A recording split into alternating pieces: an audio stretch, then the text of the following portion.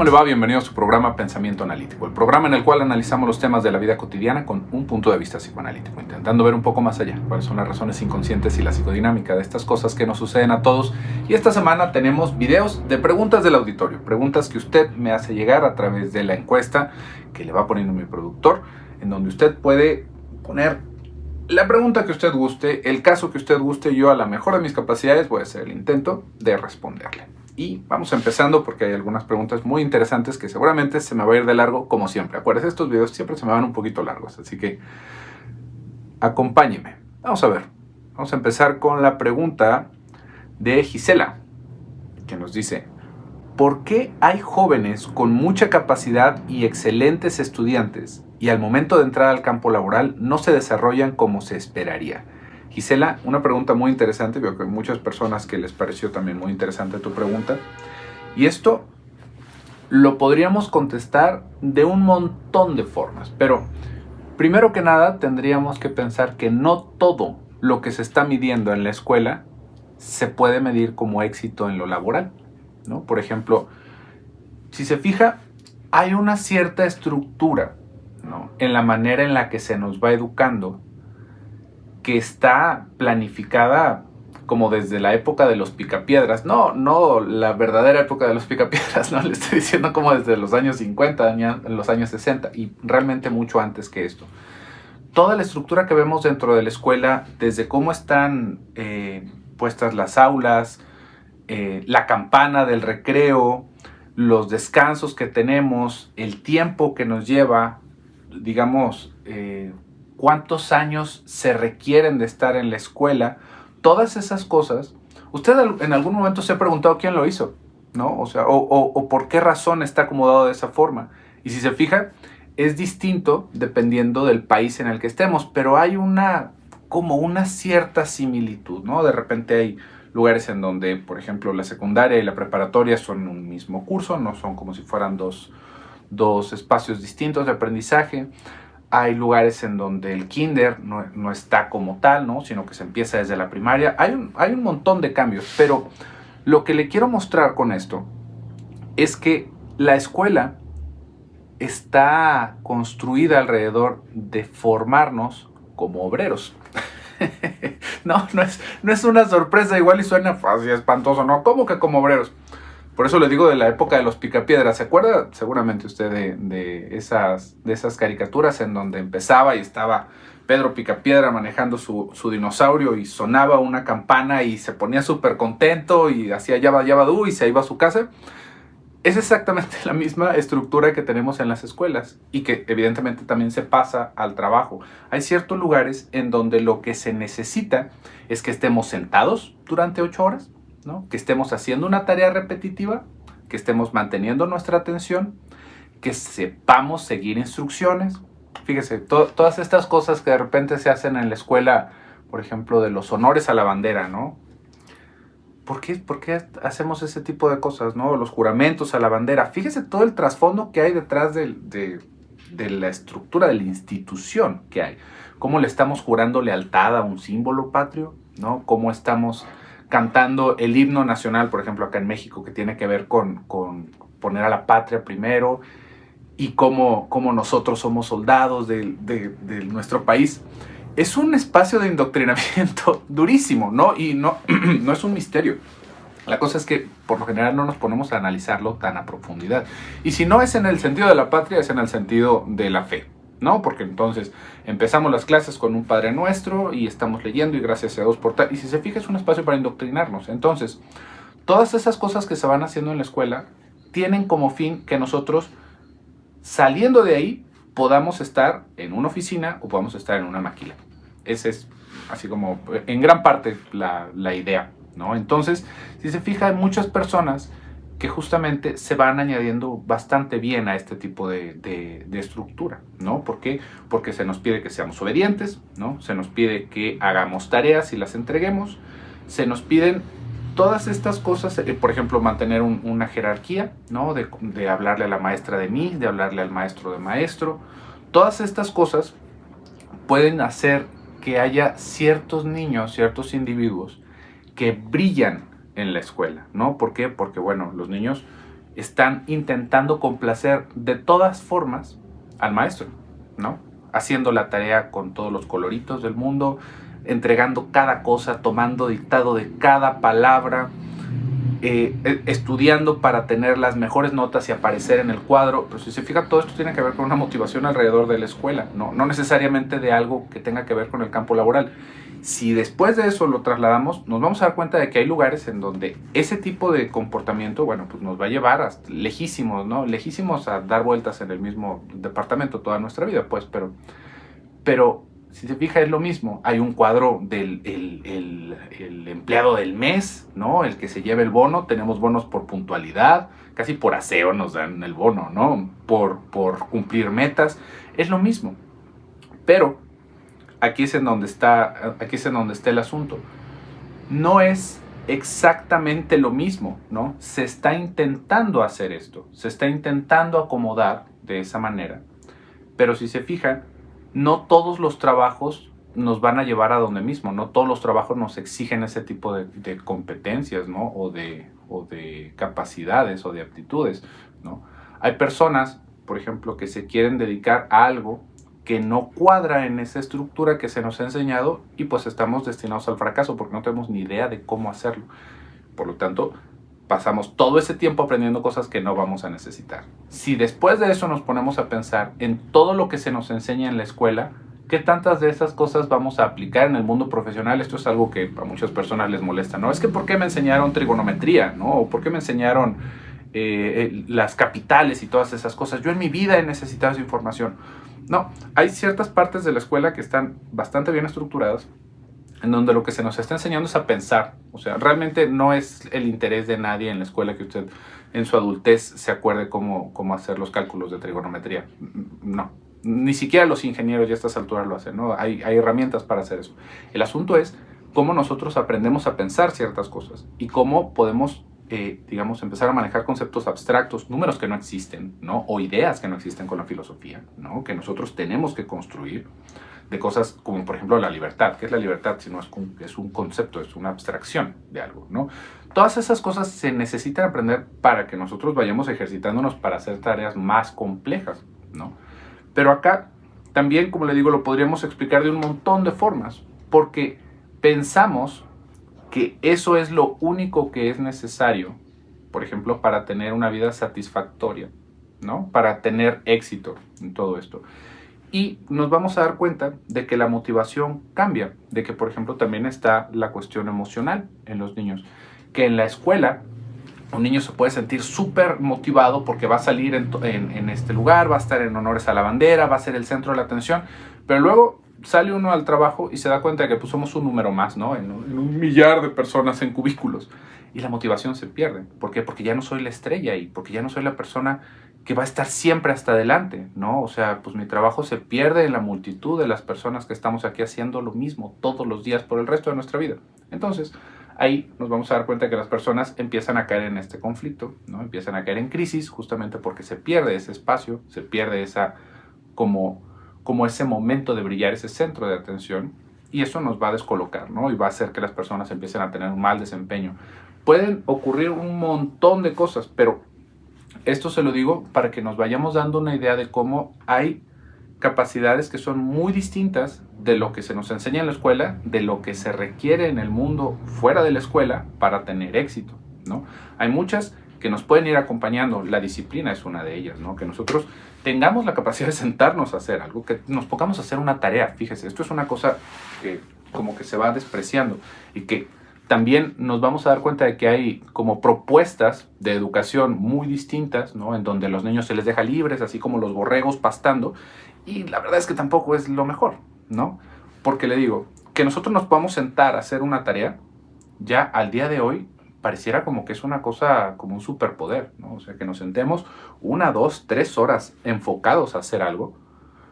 Fíjese ahorita cómo hasta el entretenimiento se ha vuelto distinto. Antes era buscar el horario para sentarnos a ver nuestro programa y ahora todo es bajo demanda, ¿no? Y puede ser en cualquier momento y es una cosa interminable. Entonces, ese tipo de capacidades puede que se vayan a ir perdiendo con el tiempo porque ya no se exigen, pero que siguen siendo necesarias para tener éxito en la vida, ¿no? Porque ¿cómo es posible que pensamos que podemos hacer algo de nuestra vida si no nos podemos sentar una hora a hacer algo? Una hora, ¿no?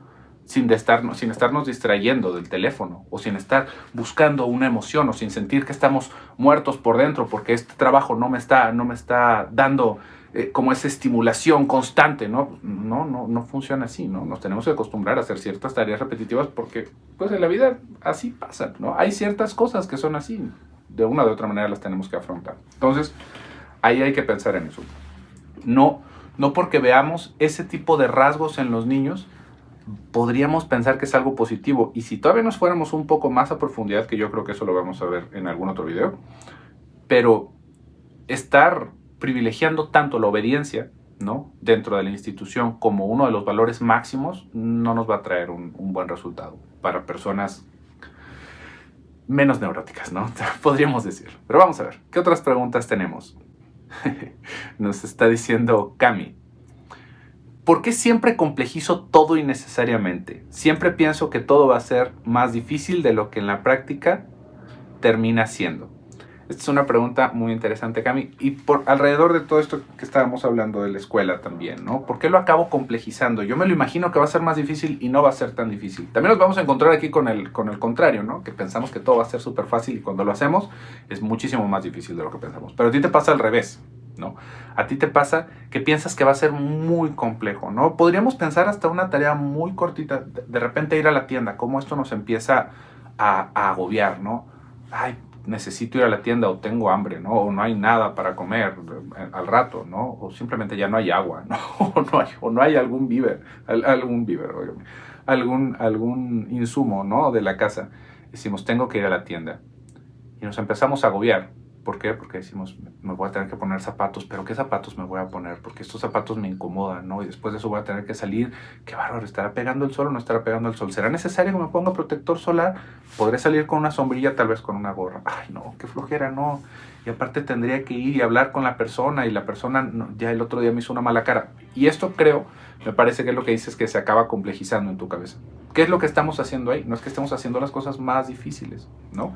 Sino que estamos en una situación de ansiedad, ¿no? Eso es lo que pasa. Por eso es que lo acabamos haciendo más complejo de lo que es. Porque lo que estamos intentando es no hacerlo, ¿no? Nos estamos dando razones para no salir. ¿Por qué? Porque si ya empezamos a ver todas las cosas negativas que van, entonces decimos, no, mejor no. Yo creo que sí aguanto, ¿no? Yo creo que me como otra sopita Maruchan el día de hoy y ya después, ya que me toque ir al súper en 2 semanas, compro, ¿no? Pero puedo comer sopas Maruchan el resto del mes.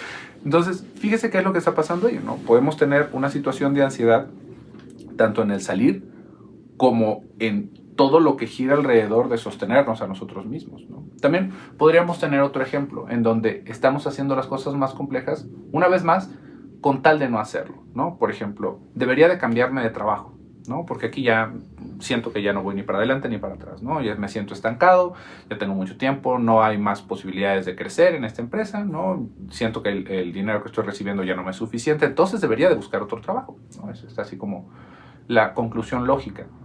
Pero luego decimos, ay, pero el clima laboral está tan difícil allá afuera, ¿no? Y tal vez sí es cierto, ¿no? Luego decimos, ay, y si me toca algún jefe peorcito del que tengo, no. Y si no me dan las mismas prestaciones, y empezamos a tener esta conversación con nosotros, pero si se fija, lo que nos estamos intentando convencer es no movernos, ¿no? O sea, no le muevas. No es que estemos intentando ver lo positivo de lo que podríamos encontrar, porque pues ya dijimos en un principio por qué no queremos estar ahí, pero lo empezamos a hacer más difícil. Uy, y si me piden que haga algo que no sé hacer, voy a tener que aprenderlo, ¿no? Y es muy probable, muy probable, digo nada más por la probabilidad, ¿no?, de las cosas, que si buscamos otro trabajo, haya otro sitio en donde nos pidan que hagamos exactamente lo mismo y posiblemente nos paguen más. Le digo por probabilidad, no porque tenga alguna esfera, ¿no? ¿Por qué? Porque pues hay empresas que son nuevas, que tal vez tienen una plantilla más chiquita, que necesitan una persona con la experiencia que yo tengo y me van a pagar más y tal vez yo ahí pueda avanzar un poquito más que en esta empresa que en la que ya estoy, ¿no? Y nada más es cosa de ir y buscarlo. Nada más es cosa de ir y pasar currículums, no movernos de donde estamos, ¿no? Sino ver cuáles son nuestras posibilidades, cuáles son nuestras oportunidades. Y ahí es en donde estaría lo fácil. Pero nosotros en nuestra cabeza lo estamos haciendo muy difícil. ¿Por qué? Porque hay algo de nosotros que no quiere moverse de donde estamos. Y es muy normal. Es esta famosísima zona de confort que dicen, es que todo lo bueno pasa fuera de tu zona de confort. No, la verdad es que no. Pero hay momentos en los cuales sí nos puede estar obstaculizando, ¿no? Para estar mejor de lo que estamos, ¿no? Porque, otra vez, si ya de plano estuviéramos muy, muy, muy, muy mal, ¿no? No nos estaríamos pensando, ¿no? Nos aventaríamos el salto al precipicio sin pensarlo, ¿no? Pero como estamos bien, hasta cierto punto, eso es lo que nos hace que empecemos a dificultarnos en nuestra cabeza cómo van siendo las cosas, ¿no? Vamos a ver, ¿qué otra pregunta tenemos? Hay una pregunta muy interesante acá. Nos dicen, ¿se puede inducir la homosexualidad? ¿Existe la homosexualidad patológica? Bueno, miren nada más esta pregunta. Inducir a la homosexualidad. Este es como un miedo que se va teniendo, que la televisión va a hacer a las personas homosexuales, o que un libro puede hacer a las personas homosexuales, ¿no?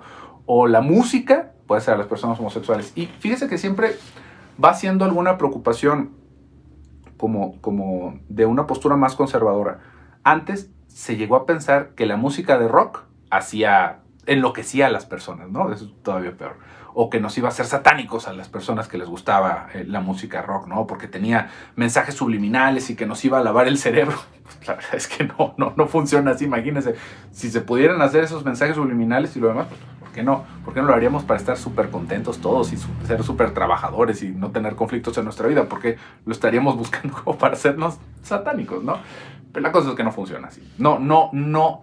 No funciona que se nos contagien ese tipo de ideas, ¿no? O esa manera de vivir por lo que está a nuestro alrededor. Pero sí influye, ¿no? Pero podría decir, ¿cómo? O sea, ¿sí o no? Influye. Esa es la diferencia, ¿no? Hay una idea, fíjese, de que de repente ahorita con estas ideas medio progres, ¿no? De que todos los sexos se valen y de que todos somos iguales y de que todo es indiferente, que a los niños les va a afectar. Efectivamente, les afecta, ¿no? Pero eso no es lo determinante en su desarrollo. Ese es el asunto, ¿no? Lo determinante es lo que está sucediendo en casa, los modelos de identificación que tienen en casa. Pero eso se complementa con todo lo que estamos viendo en la televisión, en los libros, en la escuela y en la música. Es algo que va hasta cierto punto completando el rompecabezas de nuestra personalidad, ¿no? Por eso le digo, una persona que escuchaba música rock, ¿no? Tal vez había ciertas preferencias alrededor de su casa, cierto pleito con la religión, en donde si escuchaba música que hablaba del diablo, pues entonces se ve influido por todo esto que está pasando, a buscar saber más sobre el ocultismo y a sentirse que ahora es un brujo y lo demás. Pero si se fijan, no fue la música, sino todo el ambiente en el que creció, porque si no, entonces tendríamos que decir que todas las personas que escuchan música de rock se volvieron satánicas, y no es eso, ¿no? De la misma manera, podríamos pensar que un niño que está viendo estos temas de diversidad puede llegar por ejemplo, a estructurarse de una manera homosexual, pero no es por la película de La Sirenita. Eso es lo que le quiero decir. O sea, es justamente por la situación que se está viviendo en casa que se acaba reforzando con lo que está afuera. Y esto se vuelve algo bastante peligroso para ciertas ideas, porque lo que se está buscando en muchos sentidos son normalizar las cosas, ¿no? Es así como si todo es lo mismo, todo vale, ¿no? Y hay muchos padres que realmente pues no tienen una fuerza de personalidad o de carácter o conocimiento para decir, a ver, no, espérense, esto yo pienso que es de esta manera, ¿no? Y tal vez yo pueda escuchar otras opiniones, pero yo quiero llevar esto de esta manera en mi casa, ¿no? Este tipo de influencias pueden llegar a hacer trastabillar a las personas en casa, pero si se fija sigue siendo el modelo de identificación que tenemos en casa, pues porque no es alguien fuerte alrededor de ese tipo de conceptos, ¿no? Entonces, ¿qué empieza a suceder? Por ejemplo, con esto de inducir la homosexualidad, podemos ver, por ejemplo, que un niño muy normal, ¿no? Cuando están pequeñitos, de repente se pone los zapatos de mamá y vemos que en la televisión están pasando un programa de los niños que ahora son drag queens y decimos, allá va mi hijo, ¿no? Y como se nos va diciendo, empezamos a aplaudirle y decimos, y ahora ya estamos pensando si le vamos a comprar zapatos con lentejuelas o sin lentejuelas. Y el niño lo único que estaba haciendo era ponerse los zapatos de mamá porque está jugando con la idea, ¿sí ve? Porque todavía no está cuajado, porque todavía no tiene sexualidad ese niño, es un niño, ¿no? Por eso son niños, por eso les dicen niños, infantes. Pero nosotros ya lo empezamos a encapsular en eso y ya le estamos dando todo nuestro apoyo como padres cuando no era eso lo que estaba pasando, ¿no? Entonces, ahí es en donde sí, por supuesto que puede ser una influencia bastante negativa para el desarrollo de los niños, ¿no? ¿Por qué? Porque estamos yendo con una agenda de personas que tienen intereses muy distintos que el desarrollo de nuestros hijos, ¿no? Son cosas para pensar. Y vamos a ver, esta es una pregunta ya para terminar con este video el día de hoy. Nos dice Carmina: hola José Luis, gracias por darnos este espacio. Me gustaría saber qué pasa en la mente de una persona para considerar el suicidio como una solución a su situación. Llaman mi atención los casos de personas que en apariencia lo tienen todo, que pareciera estar felices y satisfechos con su vida y de repente deciden terminar con su existencia. Muchas gracias, Carmina, por tu pregunta. Hay una serie de videos en donde hablo largo y tendido sobre el suicidio, pero vamos a intentar nada más dar una reseñita sobre todo esto. Pensar en hacernos daño no es lo mismo que hacernos daño, ¿no? A todos nos va cruzando esta idea por la cabeza en algún momento del día, ¿no? No es una cosa tan terrible de pensar como lo vamos viendo, ¿no? Tener este tipo de pensamientos. Una cosa es pensar y otra cosa es planear, ¿no? Cómo se puede hacer, qué es lo que se va a hacer, qué va a pasar con mi familia. Ahí es en donde ya estamos entrando en un cuadro en donde, como lo dije en esos videos, tomar esa decisión siempre está fuera de nuestras facultades, ¿no? O sea, nosotros no estamos completamente cuerdos en el momento en el que se toma la decisión de hacernos daño. No es algo que pudiéramos arguir, ¿no?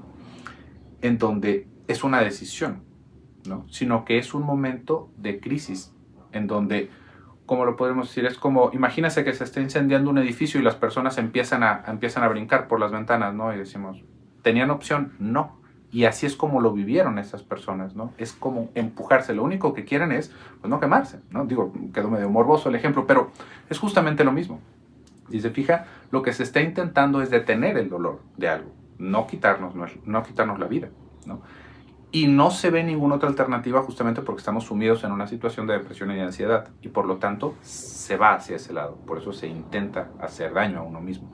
Y por un montón de procesos que también tendríamos que pensar más a profundidad, ¿no? Porque no todas las personas van tomando esa decisión. No todas las personas, digamos, tienen la estructura para intentarlo, ¿no? Hay personas que simplemente les parece inaudito. Y esto hay que ver que, una vez más, así como tú lo dices, va mucho más allá de lo que nosotros podamos apreciar. Por ejemplo, hay un montón de artistas, ¿no? De cantantes, o por ejemplo, de cantantes específicamente de músicos, ¿no? Que uno podría decir, bueno, pues teniendo el dineral que tienen, ¿no? Teniendo el grupo de fans que tienen, el amor de la gente, ¿por qué se quitaría la vida a alguien así? Pues porque son personas que si escuchamos sus canciones nos vamos a dar cuenta de que no le estaban pasando bien, ¿no? Que todo lo demás que nosotros estábamos viendo como valioso, ¿no? Como que eso era lo mejor de la vida, para ellos no era suficiente y es una situación totalmente subjetiva, ¿no? Nosotros no podemos decir que porque esa persona es muy atractiva o tiene mucho dinero, entonces no tiene por qué hacerse daño, ¿no? Nada más es cosa de escuchar las canciones, ¿no? Como para darnos cuenta realmente de lo que estaba sucediendo y que después de eso nos cae como una sorpresa, ¿no? Aunque estuvieron hablando de su depresión durante años hasta que culminaron en eso, ¿no? Más bien, en eso tendríamos que pensar, que no es una manera sana, ¿no? O cuerda en ese momento de tomar una decisión y que si vemos que estas cosas empiezan a suceder, tenemos que buscar ayuda, ¿no? Porque no estamos pensando claramente. Yo creo que con eso podríamos terminar. Por el día de hoy se nos ha terminado el tiempo. Muchísimas gracias por el favor de su atención. Suscríbase, que cada vez somos más en este canal. Déjenos un comentario si le gustó el video. Déjenos más preguntas en estas encuestas. Y yo me despido por el día de hoy. Soy José Luis Amarripa. Hasta pronto.